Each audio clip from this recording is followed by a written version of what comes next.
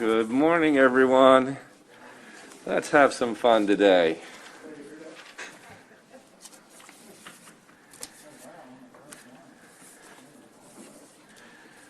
Senator Peters, you are first on the list.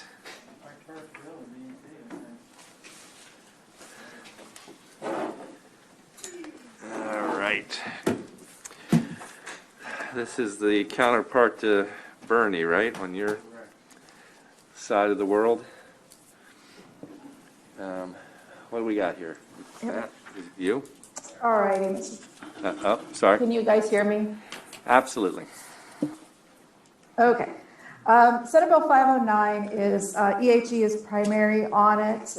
They voted it out favorable, so there's no amendments. You can find it on your floor system. Essentially what it does is it alters the region that is considered the National Capital Region for purposes of the funding programs. Basically, it changes it from being within 95, between 495 and the district, to being a sustainable community in Montgomery or Prince George's County, so that broadens it.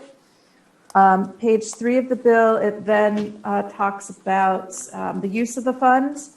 It says for fiscal 22 and 23, 75% of the funds, which you can see up above, consist of a mandate of $200,000 in the operating or $7 million, and $7 million in either the operating or the capital through 2025.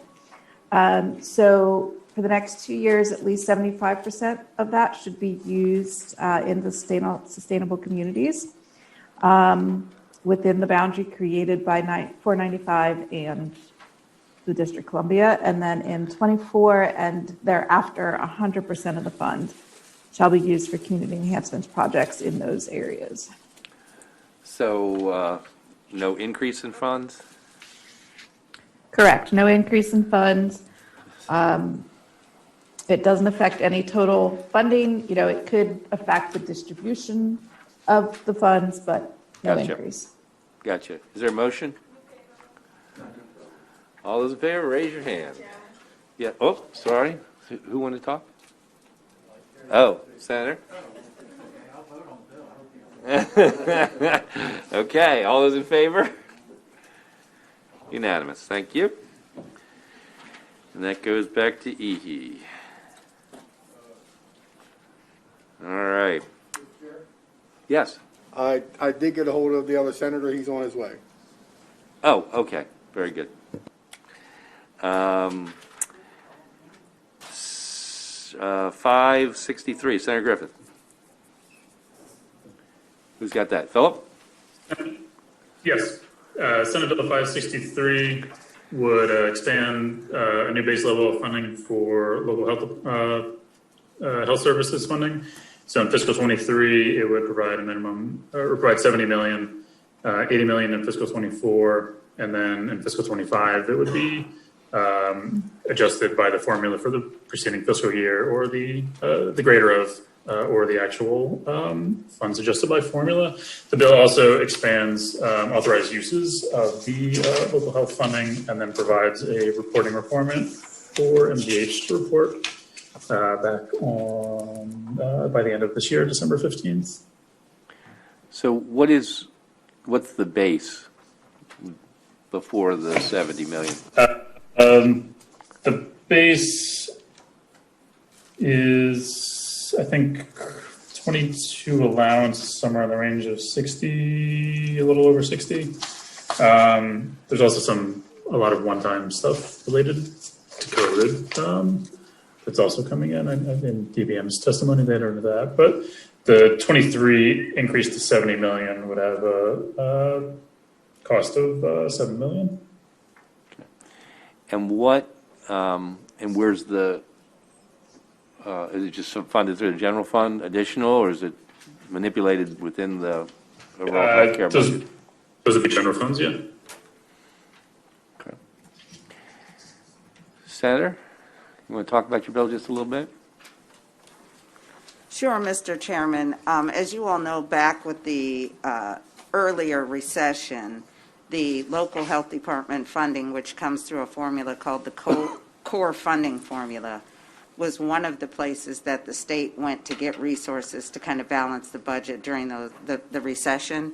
And unfortunately, since that time, we never recalculated the formula and brought it back up to real-time, real-day dollars. And so they've been operating at $20.08 really for the past decade. They have been working through MACO with the health officers organization to try to get their formula recalculated based on current day needs. And I think we've all seen over the past year how much we've called on them and leaned on them. So this bill would start to reformulate their funding and help them to be better, rightly funded by the state to deal with the local health care needs. This would not take care of their whole budgets. As you all know, all health departments get funding through local government, but this would be the state's contribution to that funding. So I'd ask for a favorable report. Okay. Senator? Yeah, Senator Griffith, I'm for this, obviously, for all the reasons you suggested. Do we know, or maybe the staff knows, about how much money comes from the counties? If we're putting in 70 or 62, are they putting in aggregate 10? Are they putting in 100? Anybody have any idea? No, I think that would probably differ by each local jurisdiction. No, I understand so that, I but don't know what Prince George's is, for example. I don't I have no have idea. their total budget. Does the staff have any idea? So Senator, the fiscal note indicates local jurisdictions are required to match the funding, but it notes that most already provide more than required. Okay, so the overall local health department funding is more than twice what the state contribution is. Okay, that's all. That was my question. Yeah, Thank that's you. very helpful. Thank you. That's good. Sounds like we need to catch up. Senator Eckert. I just wanted to clarify. I think right now, where are we right now in our funding? What do you mean? I mean, what, Philip, or what is it? Is it 68,000 under the current law? I mean, what's already budgeted? I think it was about 62, 63. Is that right? Something like that. That's the DVM testimony indicates 61.8 million budgeted, and then there was an additional block grant of 4 million in 22. So we are adding an additional 7 million. Correct. We're not adding 70 million. We're adding Correct. 7. No, To bring it no, up no. to a new base and then increment from there over time. Thank you. I just wanted to clarify No, that because that's great. very reasonable. Thank you. Okay. All those in favor? Oh, is there a motion? I did. I moved to Okay. Okay. All those in favor? Unanimous. Thank you very much. My favorite bill of the session's next.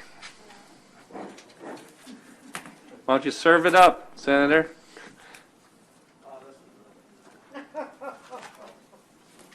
This is a very important bill, and I'm not making light of it. Nah.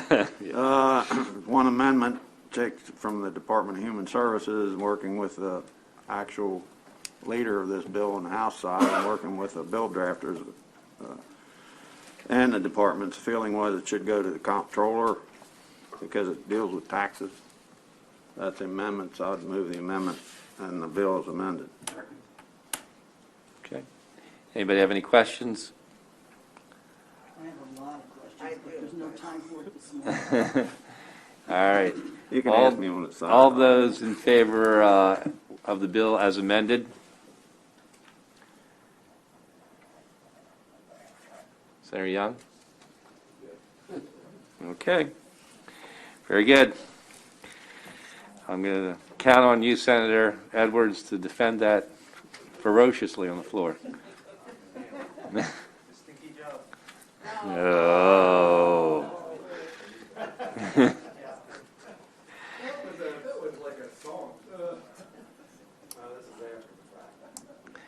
Okay, 656. Senator Sines, who has this bill? Senate Bill 656 is the Maryland Veterans Can you Trust pull the Fund. mic over more? Maryland Veterans Trust Fund, Senate Bill 656. It's the Maryland Veterans Trust Fund CAM for Veterans Grant Program. It's establishing a new program within the trust fund to allow the trust fund to be used for, it's like they're called CAM services, but they're related to behavioral health services.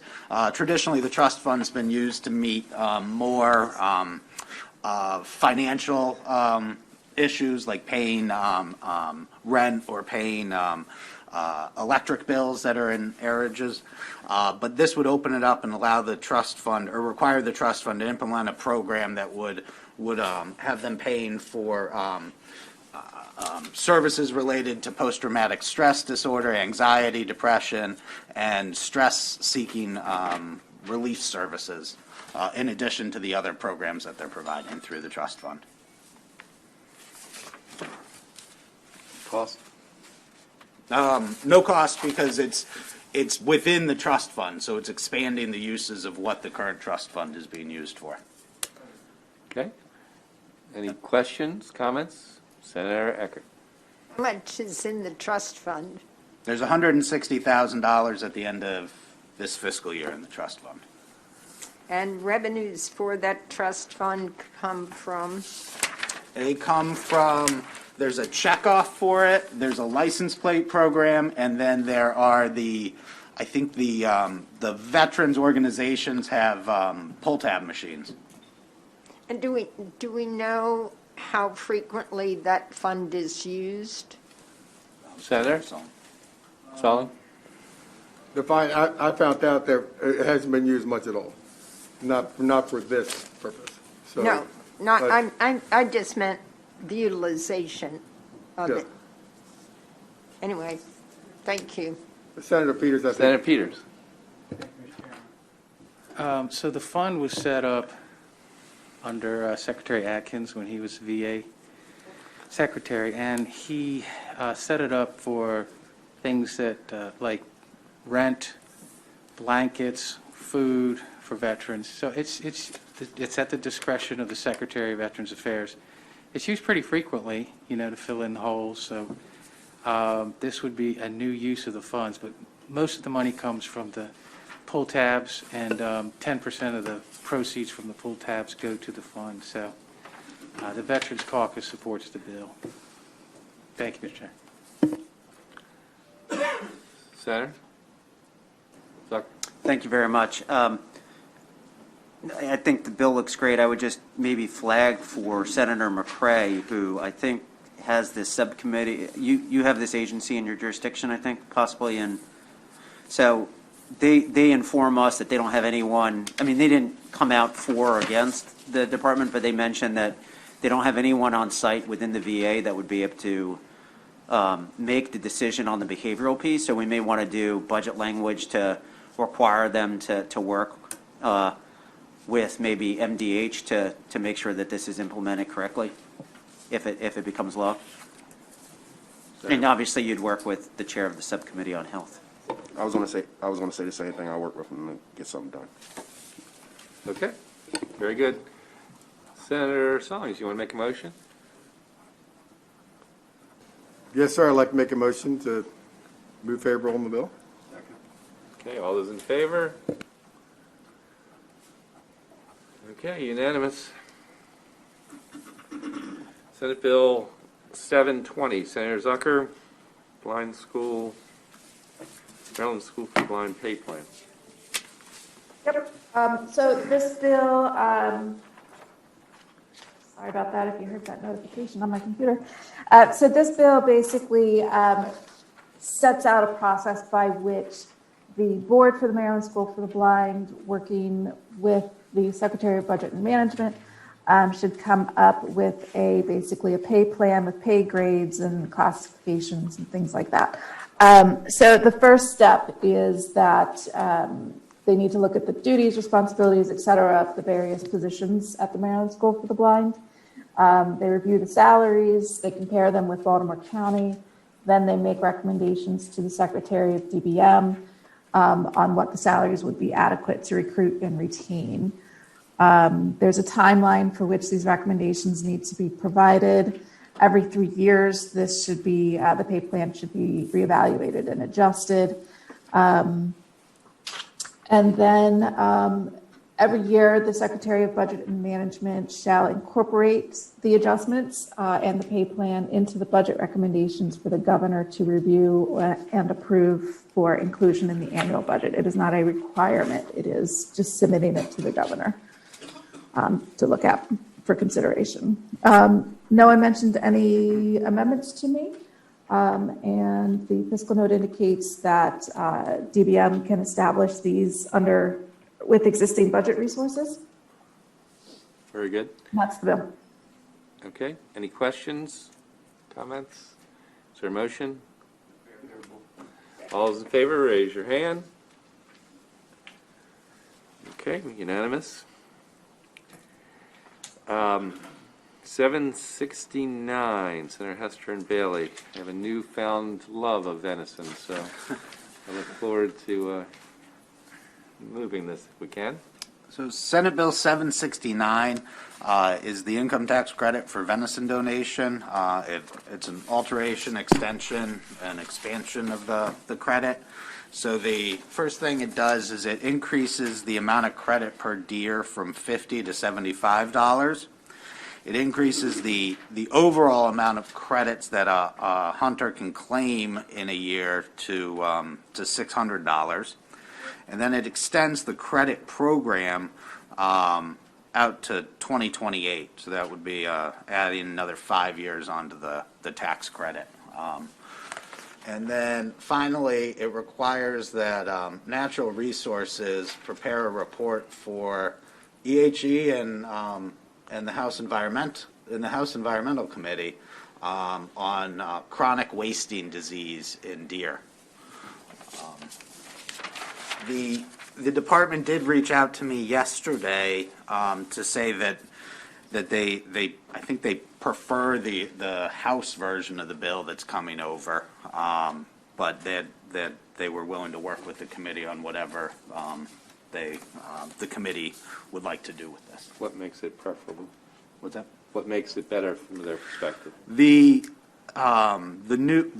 program in the House creates a Montgomery County program. Well, it establishes a Montgomery County program because there's an issue in Montgomery County with hunters in Montgomery County not being able to claim the tax credit because of the way they pay. The county, I think, pays for the butchering, so therefore the hunter doesn't incur butchering costs on the deer, so they weren't able to qualify for the credit.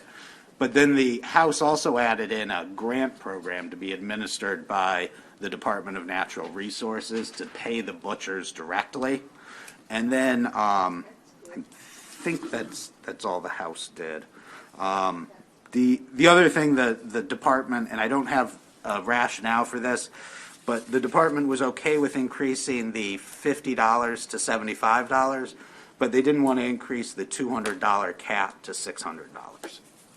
So that's where we're at with. That was the department's suggestions, and those were just suggestions. Senator. Thank you, Mr. Chair. Colleagues, surprisingly, I spent a lot of time working on this, not this bill, but this issue over the interim. It's particularly important to my county. This similar program was very helpful to combat hunger during the pandemic. There's different policy solutions to this. There's also concerns generally about it not becoming a bounty on the deer, and it's more complicated than I think we'd all like it to be. Matt, and I'm generally supportive, but Matt, is there any reporting back as to whether this is the right policy tool to encourage that? There isn't any new reporting requirement other than the wasting disease reporting requirement in this bill. I would note the original tax credit does have a reporting requirement, okay, but that reporting requirement won't happen until December 1st of this year. Okay. So you'll have a report on how the tax credit's been working, but it's not coming out till December 1st. Okay, that's really helpful. There's an argument brewing about whether the tax credit as it stands is the right policy tool to accomplish this end goal, but we won't really know that till the report. But thank you, Matt. Would you like to hold this, maybe? Yeah. You would? Yeah. I'm seeing yes and no. Well, but everybody gets a hold. Would you like Senator Edwards? Well, if you want to hold it, fine, but I think it's a good approach. Just to add on to my colleague there from Anne Arundel County, a lot of farmers, they can get all kind of permits. Sometimes they just shoot these deer and let them lay in the fields to rot. Some hunters just kill bucks, cut the heads off to get trophy head and leave the meat to rot. I think it's a good approach. I'm sure there's a whole other bunch of approaches, but I think this is better than what we have, and will entice more to package them up and get them to people who actually need some food. And the small amount of money we're talking about here, I think is very beneficial to helping supply the food chain, so to speak. And if there's a difference in the House, then the two groups can get together and work it out. Senator Thank you, Griffith? Chairman. Chairman, I've been so strongly persuaded by the words of my colleague that I would move favorable. Second. Senator Solling? I'm definitely favorable. I think it's a really good bill. I think it's something that not just benefits one, but it benefits many. And I think, I don't think there's a lot of numbers out there that are doing this. I think there's probably so many people that are doing this and been doing it well. But I think it encourages others to do it even more so. And I go, and my sentiments go right along with the good senator from Prince George's County. Thank you. Senator Zucker? Thank you very much, Mr. Chairman. I guess one is I'd second the motion for favorable, and two is I would just ask that, when we pass this out and we negotiate with the House, if we can consider the Montgomery County piece, just because I know that issue is important, but I'd much rather just get this thing out and work out those details later. Senator Eckert? Ditto. I like the recommendation that the subsidy go directly to the butchers.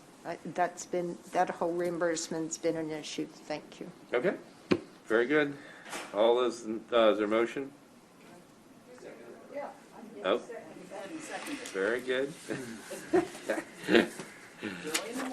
Yeah, I got a little bit to manage around here. Senator Peters? Yeah. Unanimous with Senator McCray absent. We're at his hearing.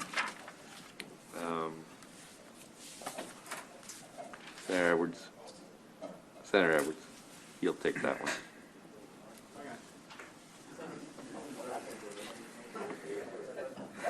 Um, 777. Spin the Senate wheel. Bill 777, renames the Prenatal and Infant Care Coordination Services Grant Program to the Prenatal and Infant Care Grant Program. It also expands the fund's purpose to include awarding grants to federally qualified health centers and providers of prenatal care. The bill increases the funding. The current funding amount is $100,000 a year. Increases that to $1.1 million in 23. And then by $1 million each year until it gets to $3.1 million in 2025. You should have a reprint on your desks with some amendments from the sponsor. Real quick on those, on page 3, there's just a amendment clarifying the definition of provider of prenatal care. And then also on page 3, lines 21 through 22, language specifying that the funding can also be used for behavioral and oral health services necessary for maintaining healthy pregnancy. Page 4, you have the appropriation amounts. And then just some other technical cleanup amendments, making some clarifying changes to the bill. So clearly the issue area is very important, but Senator, you want to talk about why we go from 100,000 to $1 million?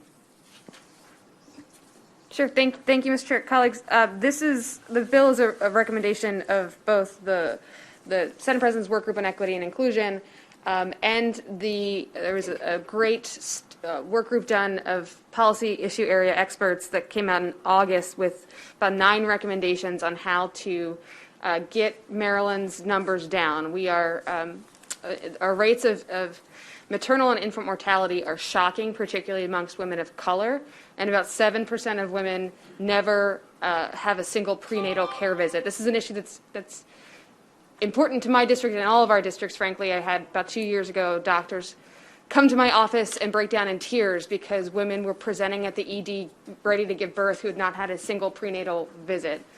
This is an issue that we can invest in to make sure that the women who are kind of locked out of prenatal care have an avenue and have a pathway towards that. And ultimately, this will save the state money because many of these children are, when they're born, and if they're born with complications, which they will have a higher rate of if they don't receive prenatal care, are most likely or more likely to be on Medicaid. Thus, the state is helping to pay for their health care after they are born. This is about preventative medicine. And with that, Mr. Chair, I move favorable. So what was $100,000 buying us, and what will $1 million buy us? $100,000 bought us, and this was ironically a bill that the Senate President and the Speaker of the House, this was their bill in 2018 before they were Senate President and Speaker of the House. It was a grant, competitive grant. I believe the first one went to, I believe it was Allegheny County's Department of Health, but Philip might have that. It bought before, when it was really focused on young children, it just bought more care through the Department of Health. This is a competitive grant that can go to departments of health, federally qualified health centers, hospitals, to, I think there's a good layout in the bill. Philip might know the exact. What it will buy us is prenatal care for women who otherwise don't have health insurance or access to the care. And we added priority language to focus this on communities that have a high number of births to women enrolled in Maryland Medicaid medical assistance program, high rates of infant mortality, high rates of preterm births, and high rates of infants with low birth weights. So we try to target this to the communities that needed it most. Okay. So we got a motion and a second. Any other comments? Senator Solling. I just want to ask, because I see it goes from 44,000, as you said, Chairman, to $1 million, to 26, it goes to over 3 million. Yeah. And why is that climbing up so much higher each year, like $1 million?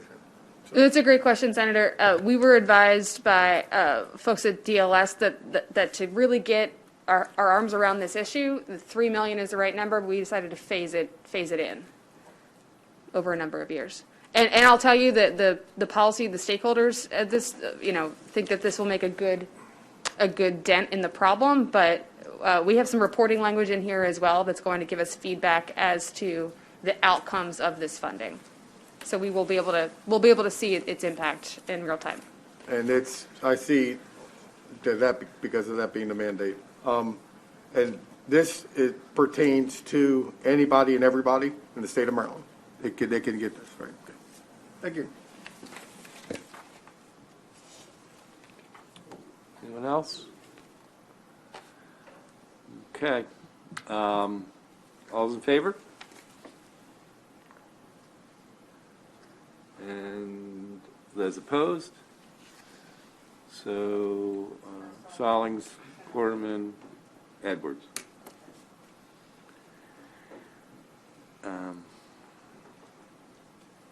Okay. 778. Okay, Senate Bill 778 is about the RISE program. This is the program that establishes zones around higher education institutions to spawn economic development. Currently, businesses that are in those zones qualify for both an income tax credit as well as a 5-year property tax credit. The bill does a number of things. The first thing it does on page 4, there's no reprint for you, by the way. There's no proposed changes. On page 4 of the bill, it adds a statutory purpose to the program to include incentivizing innovative startup businesses. It limits the size of the zones to 500 acres, which is the largest right now, so it wouldn't pick anyone out of the program.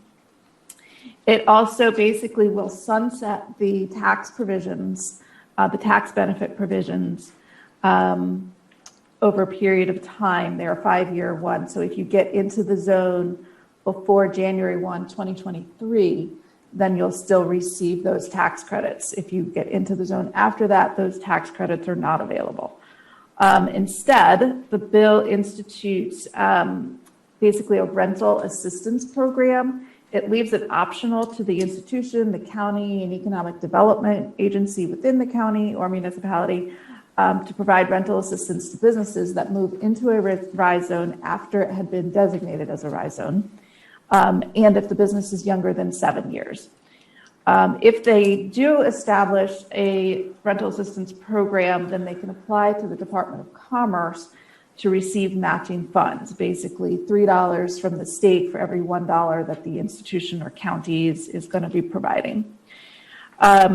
So therefore, a fund is established to provide that state match. However, there's no mandated amount to go into the fund, so this bill does not have a mandate. One slightly unusual but frequently used thing for the fund is it does allow the fund to be used to cover the department's expenses. There's a limit that 25% of the total matching funds can't be used, no more than 25% for any single zone. There are currently 6 zones.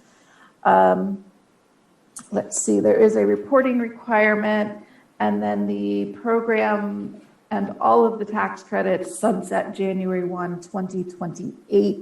Again, that gets to the 5-year availability. So once you're in, you can keep those 5-year property tax credits. And then it just kind of phases in replaces that with the rental assistance program. So therefore, the fiscal note is actually, to the extent that an agency or higher ed institution decides to do this, then their expenditures may increase. Fiscal note notes that the income tax credit and the property tax credits, by them going away, it could save the state money, but in practicality, no business is claiming those right now, so that would be a null effect. And that is the bill, Mr. Chairman. Oh, one other thing, the bill for both the cyber, now called the technology under the bill you passed earlier, and the biotech, both of those have an enhanced credit amount for businesses in certain counties. This would add to the eligibility for that enhanced amount businesses that are in these RISE zones. And that is the bill. Questions? Senator Rosebeth. Actually, not a question, but a comment. I want to thank Senator Elfith for taking the leadership on this. College Park is a big focus of this, obviously, and we've worked on this over the years. The original RISE legislation, which we're changing here, has been a total failure. And this is a good example of trying something, it doesn't work, and trying something else. And we think this will work. At least in our College Park environment, we're trying to keep companies that are developed by folks at the university to locate and expand close to campus in Prince George's County. And we think the rental subsidy will do a lot better than the property tax breaks we're going to do.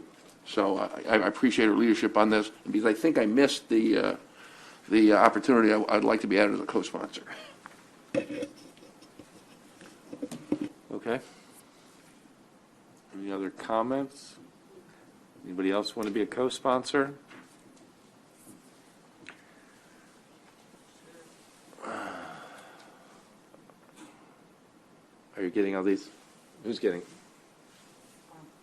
So co-sponsors, Zucker, Eckert, Rosapap, Gazzoni, King, Griffith.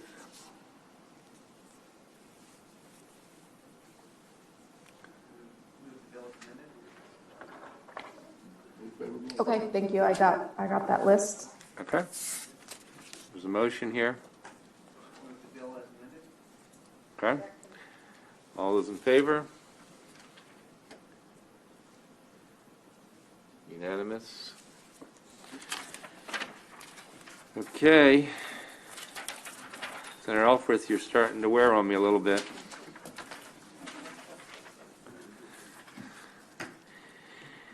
Got a pension bill. What do we got? 642. Senate Bill 642, this is a Joint Committee on Pensions bill. This bill has to do with line of duty death benefits for COVID-related deaths. You should have a reprint on your, or available, it's on your desk or on your laptop, with amendments from the subcommittee.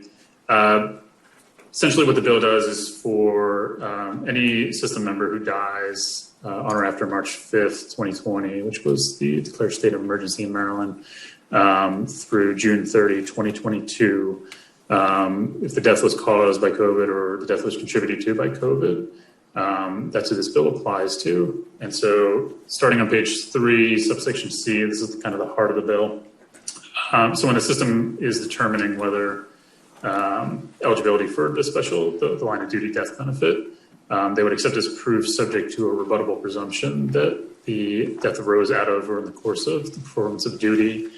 If the member reported to their usual work location or an alternative work location provided by the employer, but not the member's home, they contracted COVID within 19 days of reporting to work, and then died on or after March 5th, 2020, but before July 1, 2022. And COVID was the cause of death or contributed to the cause of death.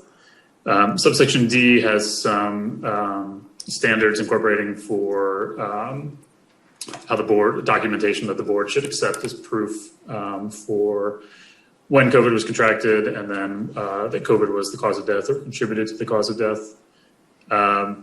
Bottom of page 3, subsection E, going on to page 4. This is a bit tricky. The simple explanation is that because the bill has a retroactive application back to the beginning of the state of emergency, there may be members who have already received some kind of death benefit that's not a line of duty that under the provisions in this bill would be eligible for the line of duty. So subsection E allows them to go back to the board and apply for that line of duty death benefit to the extent there's an eligible individual who would be able to receive that benefit. So as introduced, the bill was only addressing the lump sum payment. So the amendments you see on page 4,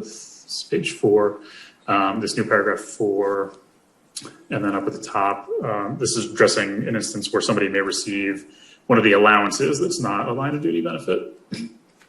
The bill has provisions authorizing the board to establish medical boards as needed to implement this.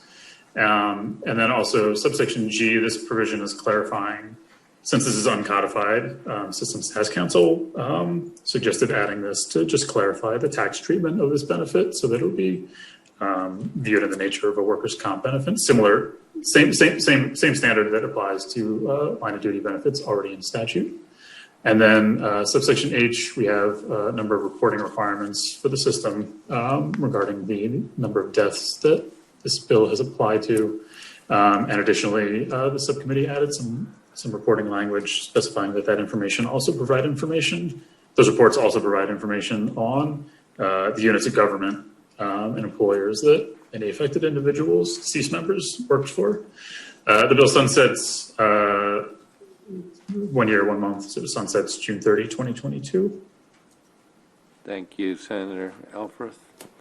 Thank you, Mr. Chair. I just want to take a moment and thank Philip. We've been working on this since probably October, and he's been looking across the country for best practices and how to address this. It's a complicated issue, made more complicated that we're changing this policy kind of midstream, mid-pandemic, but I think what the bill in front of you presents a really nice balance of ensuring that our public employees, should they unfortunately pass away from this pandemic, that their families will be, receive the benefits that they've earned for their service. I think we put some provisions in here, some guardrails to make sure that there is no abuse of this. But I just want to take a moment and thank Philip. This is a complicated one, and he did a wonderful job. And I move favorable.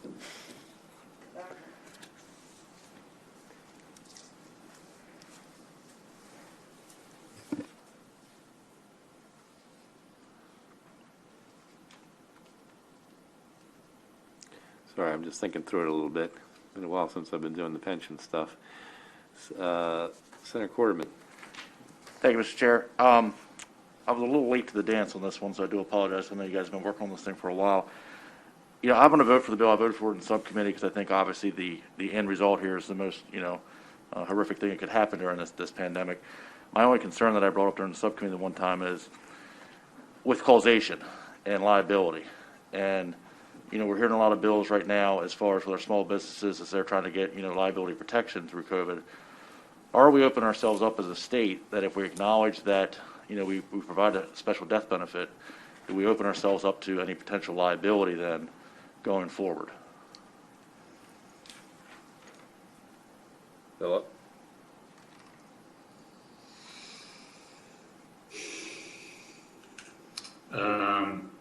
I don't know. I'll give the lawyer answer. It depends. I'm not sure what those potential causes of action maybe or would look like. I'm not an attorney, but I'm just thinking that if it's not establishing a new benefit. The idea behind this bill is to streamline the processes for obtaining this benefit that's already available. Right. So the idea was to provide some streamlined process as well as some uniformity in terms of how it's applied. So this would be dealing with a death that's already something that's existing in terms of the underlying benefit that would be provided. I don't know if that's helpful or not.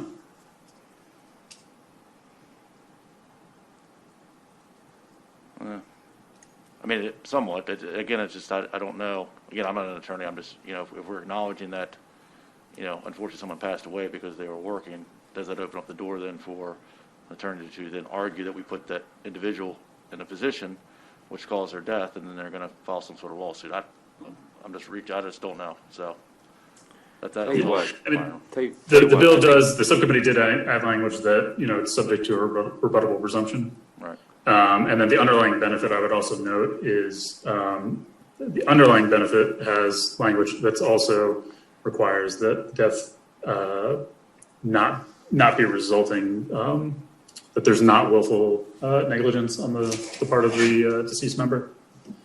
So the underlying benefit also, I believe, does have some protections in terms of if there's an issue of culpability that would apply to preclude the member from being eligible for the benefit. Okay, I tell you what, we're going to hold this, and we're going to ask the Attorney General about that question. Okay? 761. 761, this is another pension bill. This has to do with executive director positions in the system. The bill's introduced was addressing an issue regarding the executive director for the Alcohol and Tobacco Commission. That position was not included in the law enforcement officer's pension plan, whereas the unit members for the field enforcement division that were moving from the comptroller's office into that new commission were previously in LEOPS. They were all moved, but the head of that unit as the executive director was not included in the LEOPS plan. So this bill, as introduced, would provide that the executive director would be a member of the law enforcement officer's pension plan. Part of that authorization includes adding language that specifies that executive director would be a sworn police officer with the powers granted to an officer or employee of the field enforcement division in that unit. So that's a legal IRS compliance issue. So the law enforcement plans, those individuals in those plans need to have certain job duties to qualify for that. So that's how that is affected. The testimony at the subcommittee level was that that role always had law enforcement, sworn law enforcement officer powers. The subcommittee adopted an additional amendment. You should have a reprint. It would be incorporated on page 3 at the bottom. As you heard at the, or you may have already known, the executive director for the state retirement agency is retiring, and as part of their preparation in searching for the replacement, they realized that that position is not subject to the immediate vesting provisions in law. So there are certain executive positions that have immediate vesting privileges for appointments, and there was a request from the system to include the executive director position in that.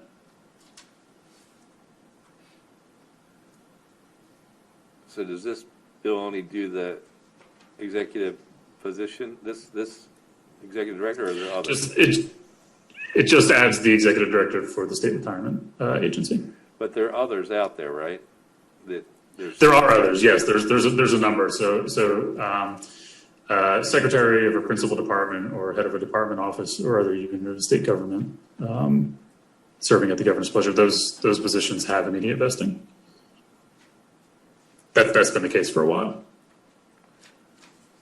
Right, but they're identified others. I mean, I actually had a conversation yesterday with the Secretary of Budget Management, and interestingly enough, this came up, not this bill particular, but the idea that there were a couple positions out there that logically probably should have that vesting and don't. Are you aware of those? We haven't had any others brought specifically to our attention. I know it's probably going to be more of an issue given that to the extent somebody taking one of those positions does not have existing service in the system, they'd be looking at a 10-year vesting period, which I don't know the average tenure of most of those positions, but it's not, I think, would not be uncommon for an individual not to hit that 10-year vesting under the new standard. Okay, I'd actually like to hold this one too, just to follow back up with Secretary of Budget and see if we can, if there is a compelling reason maybe to add on a couple, since it seems like that's, of course, and I was not even aware of this until yesterday, so let's see if we do that. The next bill for discussion, 772, I'm just going to hold on to that too for right now because I know that the senator is working with some folks in the administration trying to resolve a few questions. So then 843, who's got this? Okay. So Senate Bill 843 adds requirements to the I-495, I-270 public-private partnership, and the what that public-private partnership needs to look like. If you look at page 2 of the fiscal note, it does a great job of giving you the bullets of what each one of those requirements that are now need to be added to that public-private partnership agreement as it moves forward. The first one requires that at least 10% of the toll revenue remaining after construction costs from the toll lanes be transferred to a special fund established by the bill, and it authorizes the Department of Transportation to make payments in a fixed schedule and requires the special fund to be budgeted. It guarantees that any local, state, or regional transit system may use the toll lanes for buses and other mass transit vehicles without charge. I believe that's currently in the proposed public-private partnership that's being considered. It requires that the American Legion Bridge have a separate pedestrian and bicycle lane or lanes. I believe that's also currently being considered, yes, already currently part of the agreement. It prohibits MDOT from using state funds to acquire land for the project before BPW approves the P3 agreement.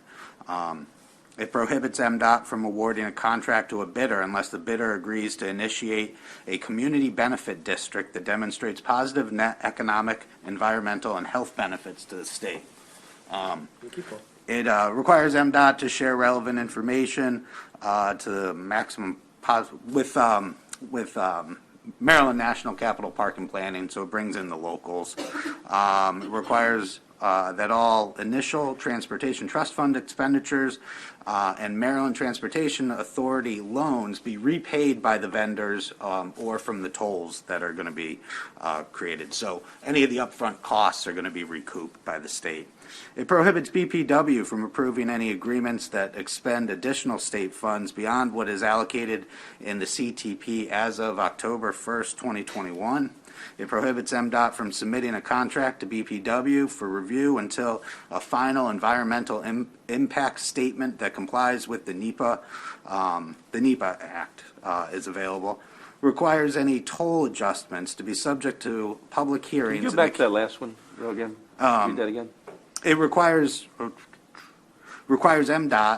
prohibits MDOT from submitting a contract to BPW for review until the final environmental impact statement under the federal NEPA provisions are available. Right.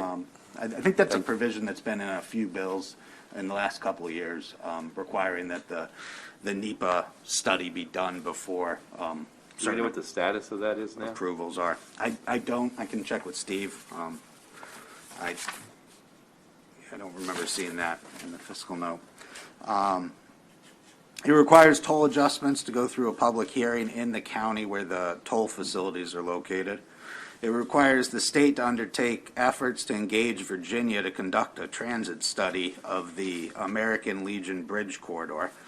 And it requires MDTA and MDOT to complete a monorail feasibility study. But I believe the monorail feasibility study is currently part of the proposed P3. Senator Zucker.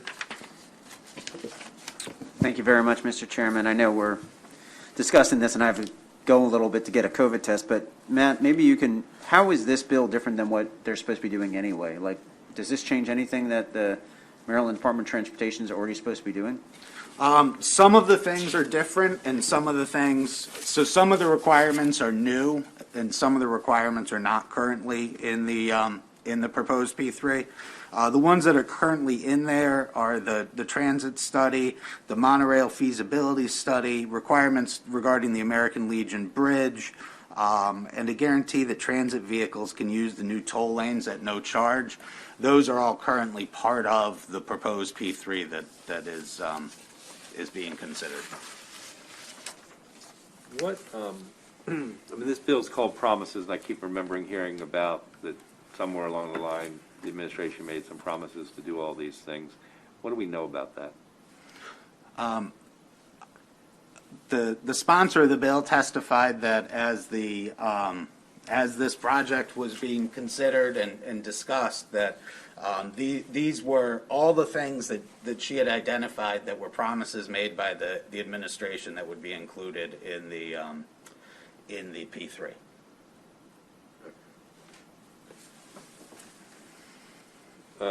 Senator King. Thank you. This bill is kind of a critical one to my area, and I have gotten tons of talking points and opinions, and you know, I don't think there's anybody here that is affected more by the traffic on 270, 495, the American Legion Bridge than my area. So this is a big one for me. The P3 program is one of the things that I'm worried about on this thing. And right now, P3 is bringing a $9 billion investment to our region at no taxpayer expense, and it's bringing tens of thousands of new good-paying construction jobs and related jobs. And I think that's something that we have to look seriously at.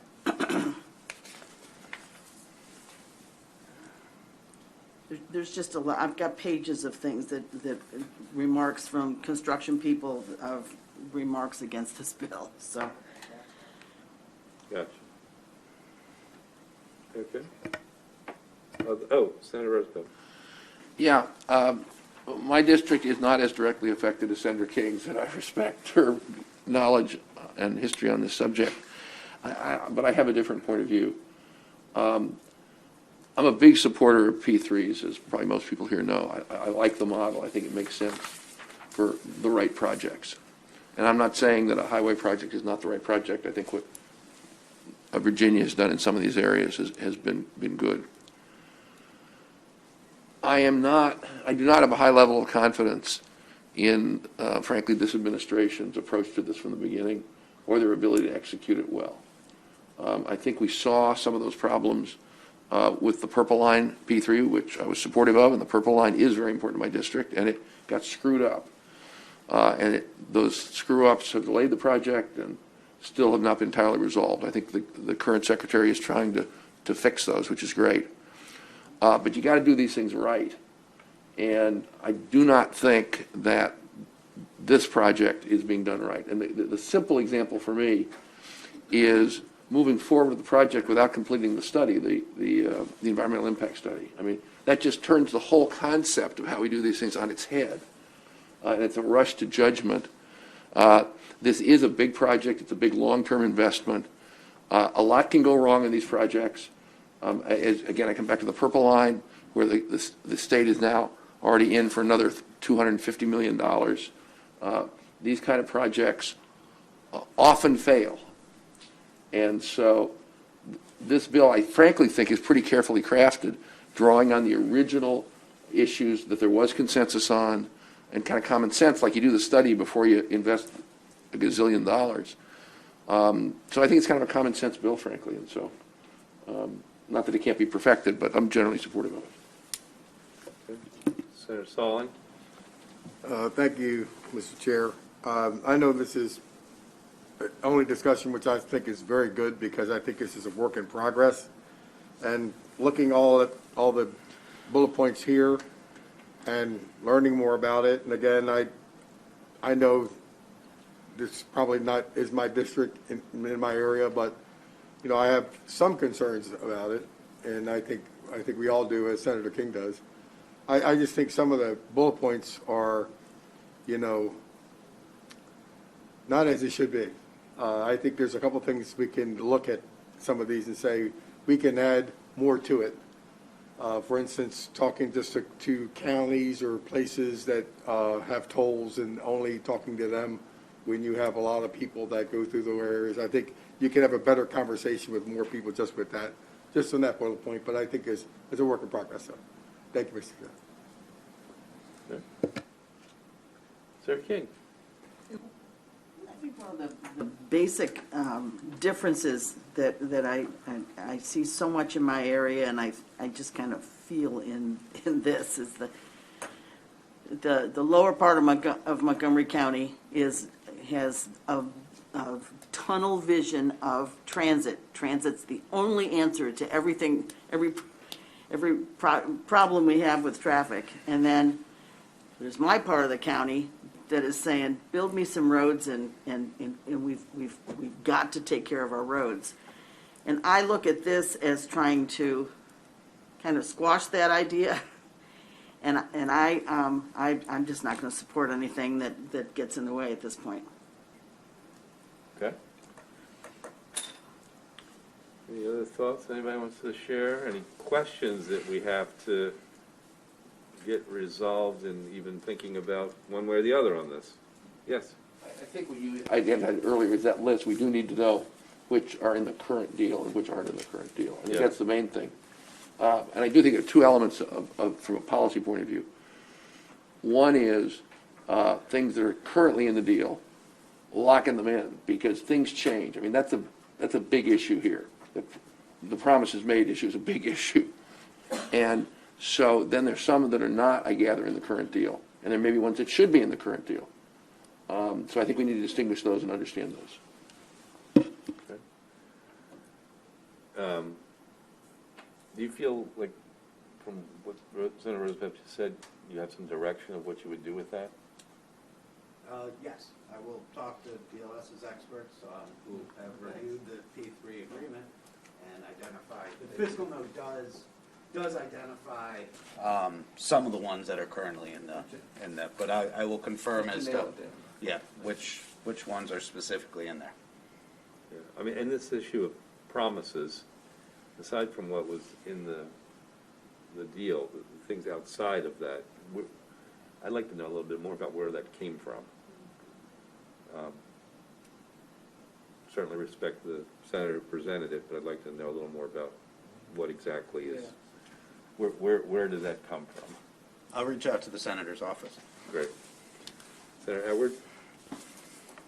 Thank you, Mr. Chairman. So does this bill codify that this project just deals with this one individual project? So then, if that's the case, and the 3P3 falls apart, are we codifying to say, well, regardless of whatever, we're guaranteeing we're going to do this project based on another approach because we said we want to do it?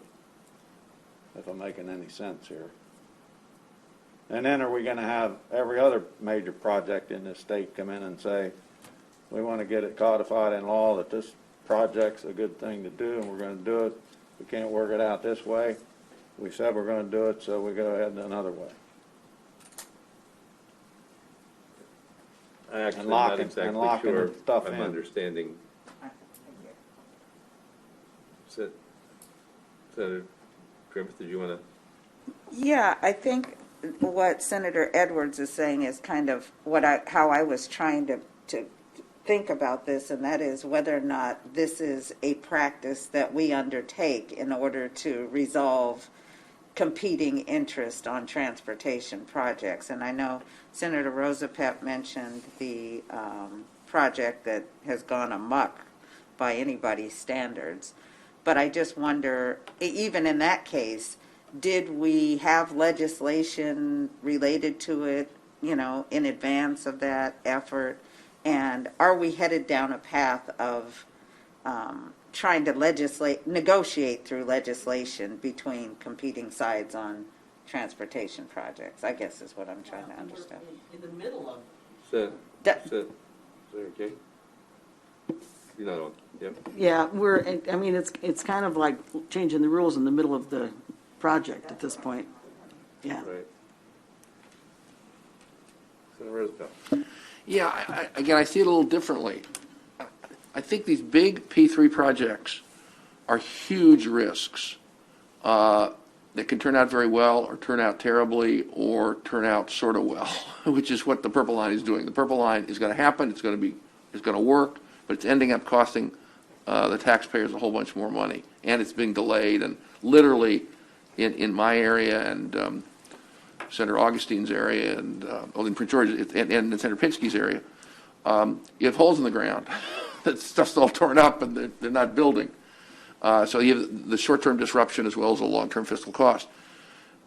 When we set up the P3 program, I guess in 2013, there was a long debate, and a very good debate, an important debate, and actually former Lieutenant Governor Brown drove the process, and I think was very thoughtful about it. But one of the big issues, and I remember very well, is to make a P3 work, the public side needs to have its act together, in addition to the private side having its act together. And as I said earlier, my concern is on this project specifically, and on this administration's approach to P3s, including the Purple Line, I don't think they've had their act together. And so I think it is a good idea going forward, and I think it's a good precedent, actually, that we put a little more structure, a few more guardrails, a little more direction around how we look at these, because these are 100-year investments. They're huge amounts of money. They're very important in terms of people's style of life, as Senator King pointed out. So as a general proposition, I think we got to get more intentional about how we do these projects. Senator Griffith. Thank you. Follow-up question. I guess my follow-up would be, where is this project in the timeline? And following up to your question, Mr. Chairman, when were the promises made? And, Good questions. Yep. So we can follow up on that. Yep, Okay, he's got it. thanks. He's got it. He's got it. Where is it in the process? Yep. Okay, any other comments? Oh, Senator Eckert. Thank you very much. We've spent a long time talking about the 3P process. And my question is, were there points along the timeline at which both parties would kind of do an assessment of where the project was and whether or not it was working? I thought we had some elements that could have been, I guess, renegotiated. Is my recollection correct on that? And was that built into the whole, I guess, contract? Do we know that? There were Turn your mic on. there were various submissions that happened along the way, and I don't think the contract has been entered into because BPW hasn't approved the P3 agreement yet. So there are still various decision points that would need to be made along the way. I think this bill is to force those points to have these elements in them. Got it. Yeah, so we still need some more information before we can really come to, I guess, closure on this and determine what to do, right? You mean on the bill or on the On the bill. P3 agreement? On the bill. On the bill, yes, there's various questions that Yeah. we have been discussing. Okay, great, thank you. Senator Young. Just agreeing with your approach. I don't know that they have not been kept, and the order is out of line with what was said would be done. They've moved ahead of, the state has moved ahead of where they say they would make certain decisions. So I think we really need to check what timelines have been promised, what was promised to be done, and the purpose of this bill is simply to make sure that the promises made are followed.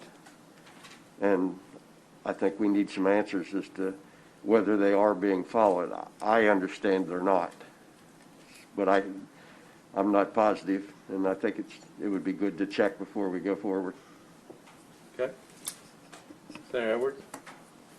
Well, I think if you check back through history, there's been a lot of promises made about building roads or improving roads throughout the state that's never been fulfilled. So I don't know that we need to be hung up on whether a promise was made or a promise that wasn't made, because I can tell you a couple things that were said and made that never came to fruition yet, and it'd probably be a long time before they maybe do. But anyway, just want to throw that out there in the discussion. Thank you, Mr. Chairman.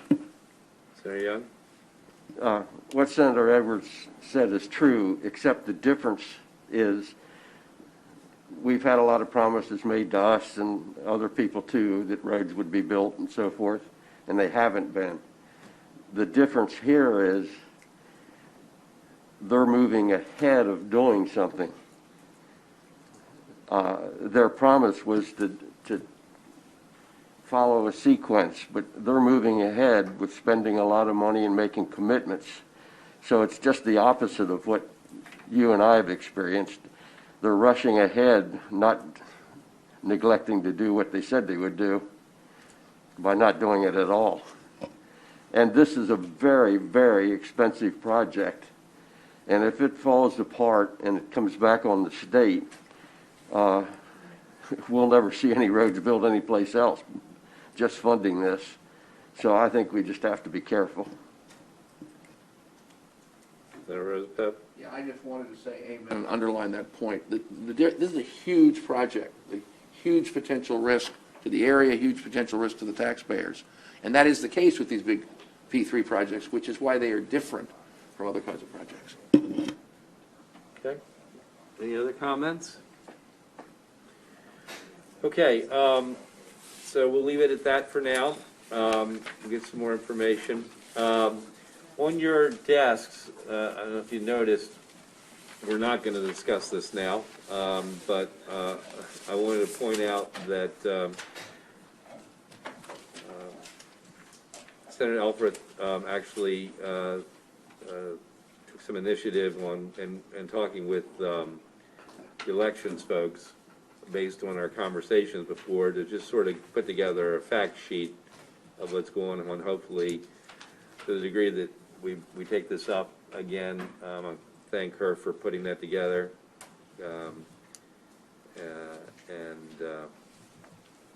Just give it a look at your leisure.